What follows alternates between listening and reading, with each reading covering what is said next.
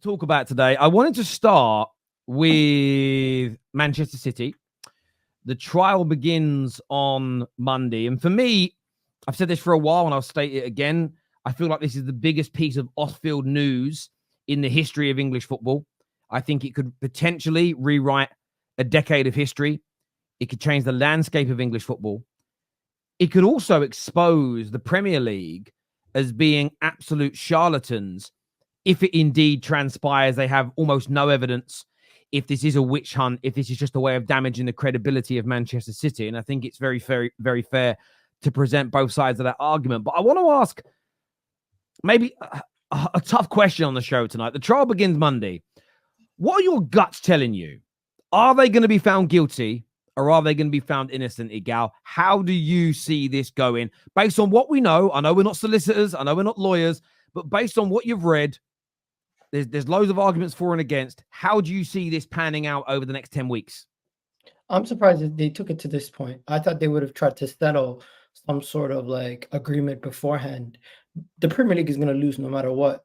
Either way, Terry, their reputation, if they are guilty, they're Premier League champions for a near decade, multiple times, 4 times in the last 5 is right there. That's an embarrassment. And if they're not guilty, as you're right, but City, they have everything to gain. City's whole credibility as a football club is on the line, and if they are found guilty, no one's going to look at them the same. A lot of I think they might even have a mass exodus of players. This could damage their club for the foreseeable future. But from what I'm thinking, I think City are going to get off. I think it will cause way too much damage for the Premier League, for City, and just for overall the English game if City are completely like taken out. I think the Premier League would maybe want to make an example out of them, but to what extent? I don't think they have enough evidence to make an example out of them. And you think they get off, but I'm going to push you on this one. You think they're going to get off, but do you think they are innocent? I don't think they're innocent, but to be proven guilty, I don't think they're going to be able to be proven guilty in court. I think what they've probably done some dodgy things to get to the stage that they're at, but I don't think they're going to be able to prove it in court. And I think the City lawyers are going to get them off with some sort of technicalities, and the Premier League are going to come out of this looking like absolute idiots. Even if they have hardcore evidence, I don't think that evidence is going to be enough. And maybe the statute of time or something is going to come up, and they're going to find some sort of loophole to get them out of this situation. And the Premier League just won't be able to outsmart the City lawyers. I think City have found a way to build their team without necessarily following the rules or regulations, but I don't think the government bodies in charge are inept enough to get them when they should have got them. Maybe if they would have got them a lot sooner, they would have been able to get to stop this. But now that they're already built up, it would cause them way more damage. I think irreparable damage. It could hurt the whole Premier League. Look at what Juventus going down and done to the Italian league. I don't think it's going to go to that extent. I'll be honest with you. Let's just paint the picture they're found guilty. Man City being kicked out the league, but Chelsea, Arsenal, Liverpool, United, Tottenham, Everton, West Ham remaining. The Premier League isn't going to fall off because Man City fall out. I could understand it if it was Liverpool. I could understand it if it was Man United, maybe, with the fan bases they've got globally. But Man City, if they were kicked out the Premier League, say that's the end result, how does that, in your opinion, damage the Premier League to the extent that Serie A has been damaged? I think Man City are screwed, obviously, if that does happen. They'll forever be sued. They'll be sued by the Champions League team that they face in the final, Inter. They'll get legal battles with Liverpool, Arsenal, all the teams that they beat to league titles. As for the Premier League itself, the product and the integrity of the product will be damaged. People will forever look back at those years and say those are the years where are basically like similar to cycling. Cycling was never the same after Lance Armstrong. I'm not saying the Premier League is going to be like that, but the product in itself, the integrity of the product will be looked at as, hey, you could cheat your way to the top. I don't know about that, because the one thing that Serie A could still hold on to were the 2 other big clubs of Italy, which were Inter and AC Milan. Those 2 clubs were basically the 2 clubs that were that Serie A was holding on to. And Man City, they're not Juventus. in respect to Man City, they're not the same size as Juventus. Juventus is a massive club in Italy, in the entirety of Europe. Man City has only just started to become a big club recently. Juventus was already a big club since the 1960s. And with us, the Premier League won't suffer because two of the biggest clubs in England are still there, i.e. Man United and Liverpool are still there. Arsenal is still there. Chelsea is still there. The Premier League is a lot bigger than a lot of leagues because of the competitiveness of the teams, the top six. That's why it's been branded the top six is the 6 best teams in the league in England and Europe are in the Premier League. And those 5 other teams will still be there no matter what. It's just whether it's the whole thing changes when you look at legacies and everything like that. And Pep Guardiola's legacy, I don't know, will people still respect it the same level as what they do now? That's a big question. It's many of those players and managers it's a great question, because some people will say, well, we still watch the football, we still see them win it. However, it depends on the extent if they're found guilty. And we have to keep saying if they're found guilty because, you know, and this is one of the questions that I wanted to throw this to Henry to begin with. Do you think if they're found innocent, they have to prove themselves like unequivocally evident? They have to almost, so that people go, do you know what? The Premier League are bang out of order here. They have to actually show they didn't do these things, show their accounts, show more emails, as opposed to just say, well, we're going to do nothing, prove it. I mean, how do you think City are going to go about this, just in your humble opinion? I'm probably going to be the only one here. I actually think they are innocent. I think due to, like, I don't think they're completely innocent, because whenever you get to that size of, you don't become a billionaire like that and not have been on the straight and narrow. Like, it's just, Real Madrid have done countless things, Juventus, Inter Milan, Chelsea, United. I think they're innocent. I don't think they're, I think they have just manipulated things and it's clever accountancy. They've got the highest paid lawyer who represented the Queen, who's on something like £6,000 an hour. There's no way they're getting these charges. They'll probably get a fine. What if they are innocent though? I think you're right. They have to come out and provide significant evidence on absolutely everything. But Igal is right. If City do go out of the Premier League, that's a big part of your product. Man City draw a hell of a lot of revenue into this league.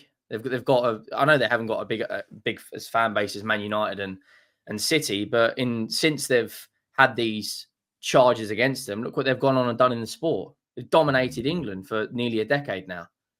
But I'm probably going to be one of the only ones. And it's not just because I'm a Spurs fan and I'm siding with City because I don't like Arsenal. I think they're probably getting the what's the saying? You're getting the wrong end of the stick. I think that they've just manipulated things in their order like anyone would at the top. Madrid have done this for 30 years. I get where you're coming from, and I mean, City fans don't ever sort of state this when it comes to talk about me in this subject and the content I've done on it. But I've always stated that if they're proven innocent, I'll back them. But it's about proving their innocence. If we get to the end of this and the trial, the hearing just says, well, we saw all the evidence that the Premier League had, we don't think it was enough, and City just essentially sat back and went almost no comment. If that makes sense, we don't have to provide you anything. The problem with that is that we still don't quite know. There's still going to be a lot of ambiguity. There's still going to be a lot of unanswered questions. And I think football fans want to know the truth. I want to see that more of the emails. I want to see the proof that everything was above board, because City have been used, by myself included, as a standard bearer of the Premier League in the last 10, 11 years. How to run a club, how to invest your money, how to grow revenues, how to maintain the standards to be at the top. I want it, for the sake of football in the Premier League, for it to be real.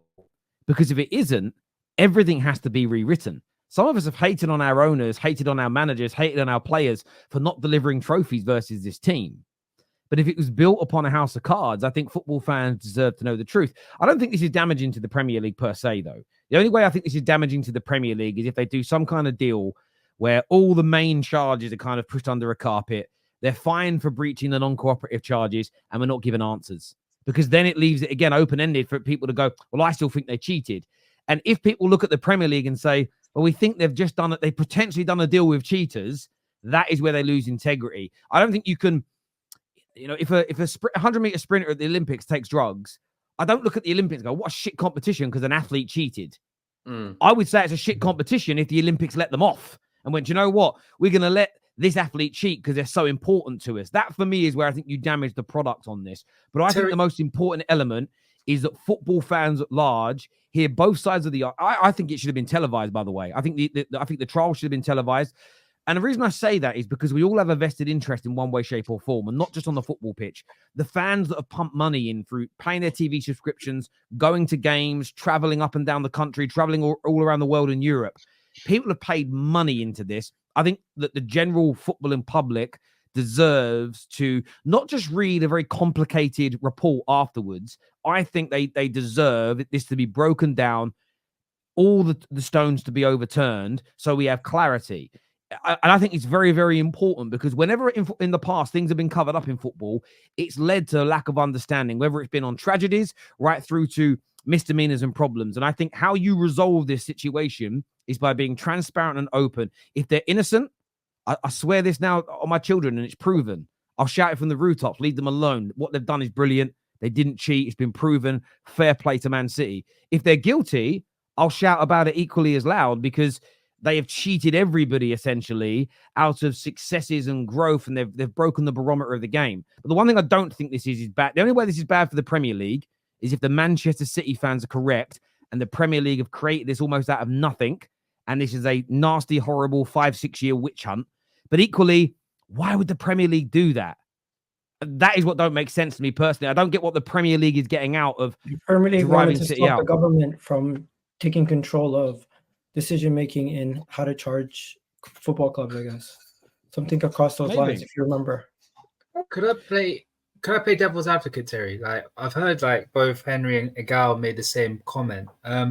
One thing that I keep hearing from, especially from like fans from like foreign countries, they keep saying, "Oh, the Premier League's getting boring because Man City keeps on dominating it." If they're taken out of the equation, wouldn't this league be a little bit more exciting? Because now people have got a more fairer chance, but equal chance to win it. It's a fair challenge, but in fairness to Man City, it's not their fault, is it? It's not City's fault. But this investigation started 6 years ago. So 6 years ago, they weren't dominating the league. So the investigation didn't start to stop Man City dominating the league. When the investigation started, if you'd have said 6 years ago, City are going to do a 4-peat and win a treble, people wouldn't have gone, yeah, probably. They wouldn't have done that. They would have turned around. So I get your point, but this investigation has been going on for a long, long time. So No, I don't think it's about stopping City from dominating per se. What I mean by that is like, as a hypothetical, if they're like, say if they get a massive points deduction or they're taken out of the Premier League for however long, wouldn't it be like fair game for all the other clubs to challenge for the Premier League, making it more exciting? But it depends. I mean, if they've cheated, It depends how good everyone else is. I was gonna say it just depends how good everyone else is. Because if you literally take Man City out of the Premier League from last year, Arsenal win the league by what, 6 points, 7 points, quite comfortably. They win the league, and then you go seasons before, Liverpool would have won the league very comfortably. So it's not just about Man City. Oh, we get rid of them, and suddenly everyone's on a level playing field. No, somebody always takes over. Still got the same football team, and like I'm still miles behind Liverpool and Arsenal, so it doesn't really help me like tomorrow. I think there's only potentially one winner. If Man City are not found guilty, Terry, I think the only person who wins out of this whole situation. If Man City are found guilty, the Premier League is not a winner either. Their reputation is still looked at as like, how did you let this go on for so long? But the Premier League reputation isn't. I don't think that works that way, Gal. Like, I'm not talking about as a league. I'm talking about as the people in charge making the decisions. How did they not notice? But that's because at the end of the day, Gal. If you're at home, and this is hypothetical, if you're at home doing something illegal behind closed doors, the police might start investigating you, and then eventually you get arrested, and then eventually you get charged, and then eventually you go to prison. Say that whole process takes 3 years. It isn't an embarrassment for England that you broke the law. They've investigated you, they've caught you, they've charged you, they've prosecuted you. If the Premier League are correct in this, and that's an if, and these allegations are true, it's just a long investigation. By the way, the Premier League tried getting a resolution for this about 4 years ago. But City, and within their legal right to do this because they could be innocent, have put loads of blockers in the way legally to drag things along. So I don't see this as being an embarrassment for the Premier League that somebody is potentially cheated. It's the Premier League can't micromanage and sort of be hanging around every club's boardroom in their accountancy rooms every day with a camera checking that they're not doing anything wrong. And this is why cheating is taken so seriously in sport and all of life. You're essentially given leeway of, we are going to trust that you're going to abide by the rules. If somebody then breaks them, I don't personally see it that way. I get where you're coming from. Ram, to what you said, sorry, I want to go to Kate in a minute, but Ram, what you said about making the league like more open and fair, I mean, potentially, if City are guilty, the other side is if City are absolutely innocent, then there's nowhere left for the Glazers. There's nowhere left for the other clubs to hide. None of this, but they spend more than us. How can we compete? Well, what you have to do is be run better. You need owners that are willing to invest more money. And again, I think that as loud as people, someone said a minute ago, if they're found innocent, we need apologies. Look, I won't be apologizing to anybody because I've said all along, if they're innocent, I'll state they're innocent. But because there's conjecture, because there's challenge, I found it really hard to just unilaterally just go, do you know what? Look at their achievements. It's absolutely amazing. I'm going to say nothing negative about it because it's overhanging and it's there. And while it's there, you can't write it off.